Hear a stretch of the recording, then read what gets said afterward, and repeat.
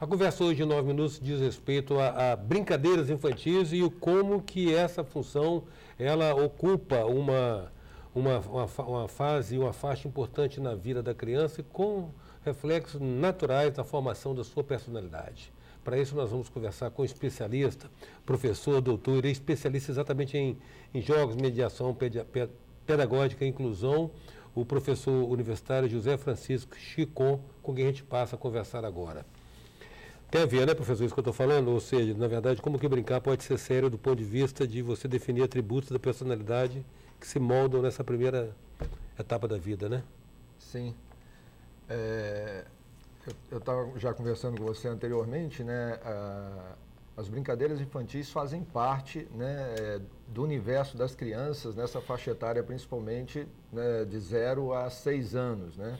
E nessa fase, o que se destaca são os jogos que a gente chama de jogo de faz de conta, né, que é o jogo imaginário, o jogo criativo da criança.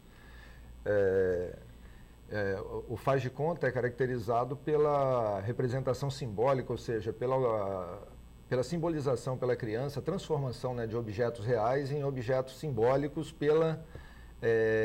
por um aspecto interno na criança, né, que é a questão de que ela gera uma tensão em si mesmo, no sentido de que ela quer fazer algo que pertence ao mundo adulto, né? Realizar o desejo. Realizar o desejo, por exemplo, de dirigir um carro, e ela não pode fazer nessa faixa etária, né? Não é permitido nem pela lei, né? Nem pelas condições biológicas, né? E aí ela, para resolver essa tensão interna, ela mesma busca resolver esse problema, e a forma com que ela resolve esse problema gerando aí o jogo imaginário, o jogo de faz de conta, da qual ela transforma, então, uma cadeira, por exemplo, né, num carro, né, e aí ela faz o gesto de dirigir, aí usa os trejeitos, né, para poder dirigir como o adulto faz. E toda brincadeira de faz de conta, ela só existe a partir do que existe na realidade. Então, já houve aí uma polêmica sobre a retirada, por exemplo, de brincadeiras como armas, né? Armas de brinquedo, das brincadeiras das crianças. Mas, na verdade, isso é uma representação do que existe na realidade e ela compreende a realidade a partir da brincadeira. No momento em que ela utiliza, por exemplo, não tem arma de brinquedo, mas se ela fizer tei-tei ou você é o policial, eu sou ladrão, né? Na brincadeira de polícia e ladrão. É uma representação do que existe na sociedade, na realidade em que ela habita. Por exemplo, na época dos jogos dos escravos, não tinha carro, né? Tinham charretes. Então, a representação simbólica das crianças daquela época eram esse tipo de veículos, né? Sim. Agora, parece o lúdico favorece a aprendizagem, porque parece que o lúdico, ele produz um relaxamento, né? O entretenimento, ele leva a relaxamento. O estado do relaxamento, aquelas frequências cerebrais mais tranquilas, parece que favorece mais também a assimilação de informações e conhecimento, ou não? O jogo, a brincadeira infantil nessa faixa etária, né, você começou falando, né, o jogo é sério. A brincadeira, às vezes, para a gente adulto, né, a gente interpreta como algo do ócio, algo só do lazer, assim, que não tem elementos educativos. A brincadeira em si, ela é educativa, né? Você aprende regras. E eu queria já desmistificar uma coisa, não existe o jogo natural, né? O jogo também é aprendido, né? Então a criança aprende a brincar, ou seja, precisa que o adulto, o outro colega, né, nas relações, o professor, ela aprenda a brincar. E depois que ela aprende a brincadeira, ela é capaz de fazer alterações, modificações, variações nessas brincadeiras. Mas, a princípio, ela precisa aprender. E aí, com relação a esse aspecto educativo, eu estava comentando antes, existe uma função chamada função lúdica e uma função educativa, né? Em termos teóricos, porque essas duas coisas, didaticamente, a gente tensiona para poder compreender essa lógica dentro da escola. Porque o jogo infantil ele é caracterizado assim, pela liberdade de escolha, né, pela ação voluntária da criança em termos de parar quando ela desejar. Então ela escolhe o tipo de brincadeira, mas na escola a gente dirige a brincadeira para a criança. E muitas vezes o professor solicita na brincadeira pedida para a criança é que ela responda a objetivos educacionais, né? E quando isso acontece, ela faz prevalecer, se ela não faz o equilíbrio entre a função lúdica, que seria permitir que a criança fizesse a brincadeira, né? Ao jeito dela. Do jeito dela, com a liberdade dela, fez a brincadeira proposta. E depois sim ela faria o resgate na conversa e tal, do que aquela brincadeira traz como elemento educativo. Para a proposta que ela tem educacional, né? Porque aí o objetivo dela é o produto daquela brincadeira. A criança não está preocupada com o produto, ela está preocupada com o processo de brincar. Em si, O jogo para ela é um fim em si mesmo. Né? Ela não visa um resultado nesse sentido. Sim. Mas o professor, às vezes, visa e cobra isso no decorrer da brincadeira. Isso faz com que ela se descaracterize como uma brincadeira para a criança e passe a ser uma atividade didática, né? Então, ela perde esse sentido lúdico da brincadeira infantil, que é o que enriquece pela liberdade que a criança tem de criar, de inventar, de ser crítica, né? De poder definir o que deseja ali na brincadeira. Mas tem uma vinculação muito próxima, tem uma vinculação, na verdade, não muito próxima, tem uma vinculação entre, no caso, brincar e imaginar, ou seja, brincar então potencializa a criatividade, né? Claro. E certamente isso é um legado que ela leva para a formação de adulto dela, né? Eu diria, como eu falei com você, essa faixa etária dos 2 anos aos 6 anos organizado, colocado como a inteligência simbólica, né? Onde o pensamento e a linguagem, né, estão se constituindo aí, entrando em sintonia, né? Até próximo aos 2 anos, a criança ainda não é capaz de fazer essa representação simbólica, ou seja, trazer elementos da realidade e trabalhar abstratamente no cérebro, né? Então, nesse momento, essa função ela ganha proeminência e aí o jogo simbólico então vai se manifestar de forma mais forte, porque é a reunião desses 2 elementos, né, do pensamento e da linguagem. Por isso daí, nessa faixa etária, né, estimular a linguagem da criança, ou seja, abrir no espaço escolar ou no espaço de atendimento ou na brincadeira a possibilidade da criança falar sobre a brincadeira, sobre o que brincou, como brincou, com quem brincou, né, quem ganhou, quem perdeu, né, como é que foi, para ela ir desenvolvendo a relação do que ela sente, percebe, né, e aí oralizando, que é fazendo com que essa inteligência simbólica, né, se articule pela linguagem, se expresse, se externalize, né, e ajude ela a ir organizando o pensamento. Em 9 minutos nós estamos conversando com o professor José Francisco Chicon, especialista em mediação pedagógica, inclusão, autor de livros sobre o assunto. Voltamos já.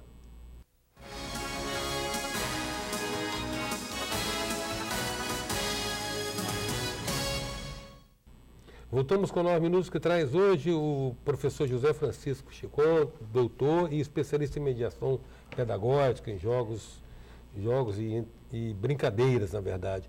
Professor, o senhor mencionou todo um caráter, todo um componente, digamos assim, lógico que existe na seriedade da atividade infantil da brincadeira, pelo que ela representa de agregados que se acrescenta à personalidade da criança. Agora, como é que se vê essa perda dos brinquedos, das brincadeiras tradicionais nossas? Que a urbanização, de uma certa maneira, inviabilizou. Então, os jogos tradicionais infantis também é um outro elemento. A gente falou do jogo de faz de conta, né? Dessas características desse jogo infantil. E o jogo tradicional infantil, ele é caracterizado assim, são aquelas brincadeiras tradicionais, a gente chama de tradicionais e universais, porque são brincadas, né, e jogadas ao longo dos séculos, né, em diferentes países da mesma forma, né? Que é a amarelinha, soltar pipa, né, a bolinha de gude, o peão, né, essas brincadeiras de pique, né, que a gente vinha fazendo com certa facilidade, onde a gente se relacionava no meio social. E hoje, né, esse tipo, e era transmitido oralmente, né, não tem são anônimos esses jogos, a gente não sabe. As pesquisas todas tentaram identificar, mas não tem uma identificação de quem criou esses jogos. Não tem autoria. Não tem autoria, né? E eles são transmitidos oralmente. E, atualmente, esses jogos têm perdido um pouco essa característica no sentido de que a urbanização, a ocupação de terrenos vazios, a violência urbana, né, tem impedido que as crianças brincassem nas ruas, nesses terrenos. E, com isso, essas brincadeiras têm... digamos assim, deixado não de existir, né? Lógico que elas vão continuar existindo, mas elas acabam acontecendo numa proporção bem menor. E aí os jogos eletrônicos também, né, a chegada dos jogos eletrônicos tem feito com que as crianças se centrassem mais nesses jogos em que tem que apertar botões e deixam de experimentar brincadeiras em que usam o corpo, a criação, a inteligência, se relaciona mais, né? Porque os jogos eletrônicos têm também esse caráter de individualizar muito o sujeito, trazer muito para si mesmo, né? Porque é ele com um aparelho. Enquanto que nas brincadeiras tradicionais ele tinha mais chance, digamos assim, de conviver, de se relacionar com outras pessoas. Então esses são elementos, né, que foram se perdendo nos espaços urbanos. Em espaços rurais essas brincadeiras acontecem ainda com mais frequência, nos bairros periféricos acontece com mais frequência, né? Mas nos grandes centros a gente quase não percebe crianças. Agora, mais professor, o gosto, a identificação da criança com a brincadeira, com um tipo de brincadeira, de uma certa maneira evidencia algum perfil psicológico, alguma propensão, alguma predisposição da criança? Então, pelas pesquisas, a gente já chegou a discutir isso naquela época em que estavam se trabalhando na mídia, né, a possibilidade de simbolicamente, né, retirar as armas de brinquedo das crianças, simbolizando a retirada também de armas da população adulta. Né? Foi uma campanha muito grande e esse foi um tema também que num espaço de brinquedoteca, nós temos uma brinquedoteca organizada na universidade, no Centro de Educação Física e Desportos, né? Nesse espaço a gente ficou com uma atenção em relação a manter armas de brinquedo nesse espaço lúdico, criado especialmente para as crianças brincarem, ou retirar essas armas. Na época, pelo simbolismo adotado, nós retiramos. Mas pesquisando então para saber se isso tinha algum efeito psicológico no sentido de que essas crianças poderiam no futuro, né, se tornarem bandidos, né, ter essa índole para o lado negativo. O espírito belicoso. Então, as pesquisas mostraram que isso não acontece, né? Quando ela faz isso, ela simplesmente reproduz no sentido simbólico a realidade em que ela se encontra. Ela ouve tiros, ela vê pela televisão pessoas atirando, mortes, né? Acompanha isso na realidade, portanto, ela reproduz isso na brincadeira e quando ela reproduz na brincadeira, como eu disse antes, na verdade, ela está compreendendo a realidade externa. É o meio que a criança encontra de entender essas coisas, reproduzindo isso de a forma leitura simbólica. dela, né? Agora, mas tem uma questão de transferência ou projeção a ser considerada. Eu queria saber, por exemplo, em filmes e desenhos, mesmo esse desenho agressivo, ninguém se identifica com o vilão. Verdade. Todo mundo só se identifica com o mocinho, né? É verdade. A projeção das crianças é essa, né? Sim, porque aí a coisa do herói quando ganha nos jogos, né, o vencedor, essas coisas vão passando.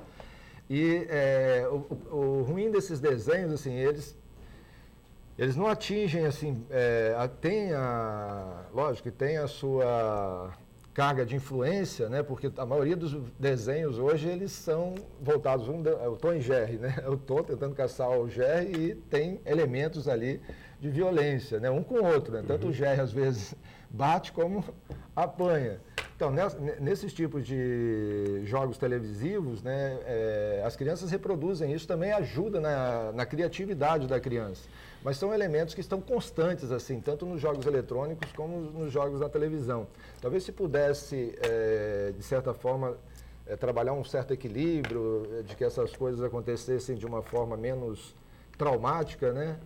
Nos desenhos, né? Pudessem, de alguma forma, também inspirar a criação da criança, porque inspira, né? Esse tipo de desenhos, eles também trazem elementos para a criação, para a invenção, para o jogo de faz de conta, né? Que é essa relação entre o pensamento e a linguagem que é desenvolvido na brincadeira lúdica. Então, nesse sentido, também não tem pesquisas que revelem algo que possa danificar aí, né, a condição adulta da criança. Né? Professor, grato pela sua presença aqui no nosso 9 Minutos. Eu também queria agradecer, né, a oportunidade, né, desejo a todos aí sucesso na vida. E queria dizer que nós temos no espaço do Centro de Educação Física organizado uma brinquedoteca, da qual, né, nós oportunizamos o atendimento de pessoas não deficientes e pessoas com deficiência, porque Na minha trajetória profissional, eu atuo no Centro de Educação Física com um laboratório de educação física adaptada, com atividades voltadas para o atendimento a pessoas com deficiência. E aí, nesse laboratório, a gente tem o espaço da brinquedoteca, onde nós agregamos, né, pessoas não deficientes do Centro de Educação Infantil da UFES, com pessoas com deficiências, com autismo, síndrome de Down e qualquer outro tipo de deficiência, né, nessa faixa etária entre 3 a 6 anos, para participar desse espaço lúdico, né, criado em função, em razão, né, dessa característica das crianças nessa faixa etária. Em 9 minutos, nós contamos então com a presença do professor, doutor, especialista em mediação pedagógica e inclusão, autor do livro, inclusive, A Praxis Pedagógica, José Francisco Chicon. Até já. Sou passageiro do tempo,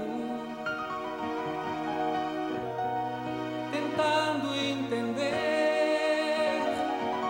erro e acerto os caminhos, aprender